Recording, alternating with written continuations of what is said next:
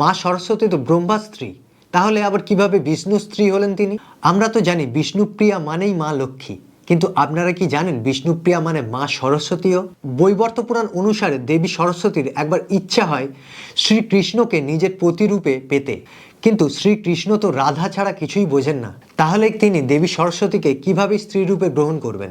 সেই কারণেই তিনি বললেন, তুমি বিষ্ণুকেই প্রতিরূপে গ্রহণ করো। এইভাবেই মা সরস্বতী বিষ্ণুকে প্রতিরূপে গ্রহণ করেন এবং তারপরে ভগবান বিষ্ণু জানান যে এবার থেকে সরস্বতী পুজো হবে বসন্ত পঞ্চমীতে, অর্থাৎ যে বসন্ত পঞ্চমীতে আগে মা লক্ষ্মীর পুজো হতো সেই বসন্ত পঞ্চমীতে এবার থেকে পুজো হবে দেবী সরস্বতীর। তাই বসন্ত পঞ্চমীকে শ্রী পঞ্চমীও বলা হয়, শ্রী অর্থাৎ মা লক্ষ্মী। আর মা সরস্বতী ভগবান বিষ্ণুর কাছে এমন একটা বর পেয়েছিলেন যেটা এমনকি মা লক্ষ্মী পর্যন্ত পাননি।